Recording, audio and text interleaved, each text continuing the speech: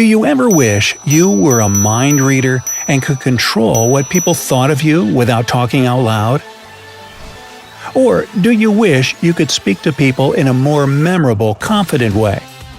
Thanks to the science of psychology, there are little things you can do to help control your relationships and even how people perceive you. And you don't need any magical powers to make it happen. Just good old-fashioned mind tricks. Let's count it down from number 10. Find out if someone is secretly looking at you. Picture this. You're sitting in class and looking over your shoulder at the person sitting behind you, only to find that they're looking out the window. But you could have sworn you felt them staring at you. If you want to learn if someone has been looking at you, try yawning. No, it's not some secret code, but if someone is looking at you and you happen to yawn, they won't be able to help but yawn themselves. This phenomenon is called contagious yawning. According to Phycology Today, scientists still haven't managed to pinpoint exactly why people yawn when they see other people yawn. But they do know that it happens to both humans and chimpanzees. Some guess it has to do with a human's ability to empathize with other people. But no matter what the real reason is, when people see others yawning, they do it too. Number 9. Diffuse a conflict with food. Have you ever felt mad while taking a bite out of a delicious burrito? Probably not, unless you ordered a burger. The point is, food is a great way to calm people down and diffuse uncomfortable situations.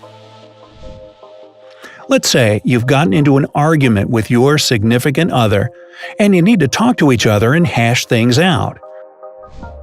Instead of going to your house or taking a walk in the park, pick a restaurant to go and eat in. Once you order food and have it in front of you, your focus will be split between the issue at hand and the food you're about to eat.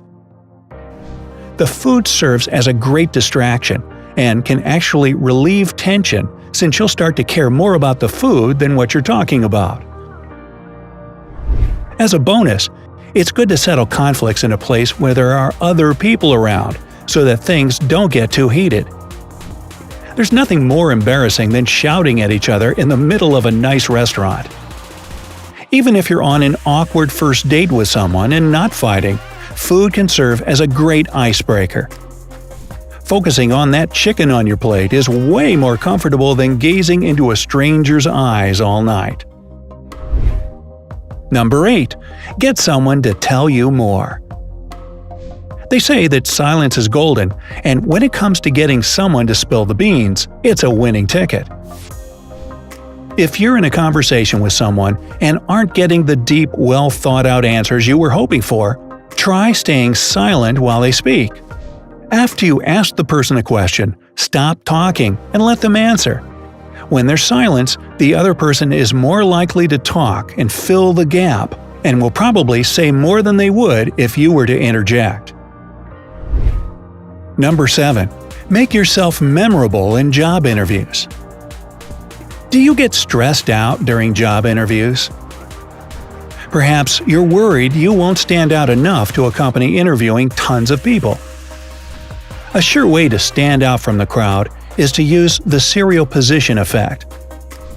This is based on the idea that people tend to remember the first and last parts of things, and not much of the middle. Imagine you're trying to memorize a list of groceries in about 10 seconds. You're likely to remember the first few and the last couple, but not much of what was in the middle. You tend to remember the beginnings and ends of things. So, next time you're on a job interview, be sure to insert your name and talk about yourself at the beginning and end. And if all else fails, you can always wear a weird hat. That can usually jog a memory. Hey, just kidding, don't do that. Number 6. Form stronger bonds with people. Do you remember feeling close to your teammates back on the soccer or baseball team in grade school? That's because being active with someone can help you form stronger bonds more quickly.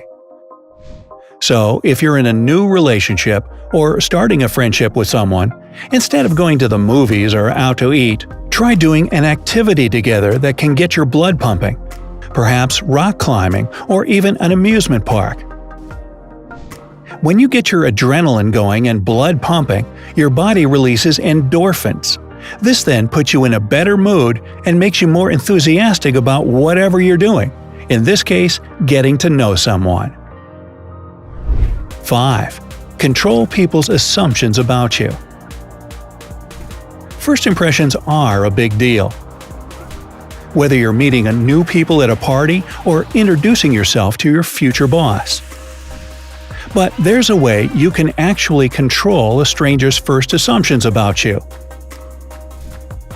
While you're talking and getting to know each other, try to point out something you both have in common. Maybe you grew up in the same town, or you both have the same alma mater.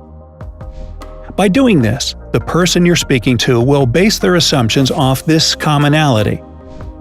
Since it's related to them, their assumptions of you will be more positive. This is known as the halo effect. While this requires a bit of effort in the conversational skills department, it's a lot better than shouting, like me, at someone you just met. Number 4. Make someone feel like they're important. There are a couple of ways to do this. Be sure to use their name when you're first speaking to them. When you meet someone for the first time at a party or work event, say their name right after they introduce yourself. Hi Jill, nice to meet you. Now continue to use their name as you carry on a conversation. This will make them feel like you're engaged in a conversation with them and in turn will make them feel important. Another way to help someone feel like they're special is by using the paraphrasing technique while you're speaking back to them. For example, if your friend tells you that she went shopping but the market was all out of the type of bread she was looking for, repeat back, "Wow, they didn't even carry that kind of bread?" Paraphrasing what they just said back to them lets them realize you're really listening to what they're saying. 3. Get someone to help you do something. Sometimes you need to ask friends or family members for a favor. But these favors aren't always fun, which makes their willingness to help you less likely. Say you need someone to feed your cat for a couple of days while you're out of town. Instead of asking the person point blank if they can help, pose a false dilemma. Say something like, "Hey, would it be better for you to come over and feed Mr. Whiskers in the early morning or evening?" The person will likely choose whichever time is easier, and they never had the chance to say, "No, I can't." Number 2. Get people to believe in you. If I said, "Hey, I think this next psychology trick is really effective. Would you believe me?" How about if I said, "This next psychology trick is really effective. Did you trust what I was saying more the second time?" Well, that's because when you put "I think" at the beginning of a sentence, it can come off as hesitant or unsure. Even if you aren't sure of something, that doesn't mean you should question what you say. Be confident in yourself. From now on, try leaving out the word "I think" when you talk to your friends and family. They may take you more seriously and even make fun of you less due to this confident way of speaking. 1. Keep people's attention. Have you ever noticed that if you look down at your phone, you aren't hearing what the person talking to you is saying? It's a clear sign that you're not listening. For people to pay attention to what you're saying, keep direct eye contact with them while you're talking. You'll see that your conversations will start becoming better and more engaging when you do this. Keeping eye contact with someone can actually convince the person you're conversing with to believe what you're saying. This gives you some dominance in the conversation. You can even nod while you're making certain points to further prove how confident you are in what you're saying. Don't be surprised when you notice the other person nodding along with you. Who knows? This technique may even help you change someone's opinion about something. So, pretty cool, huh? Do you know any other mind tricks to help you communicate with people better? Try out some of the tricks mentioned in the video and let us know if they worked. If you found this video helpful, don't forget to give this video a like, share it with your friends, and click subscribe. Stay on the bright side.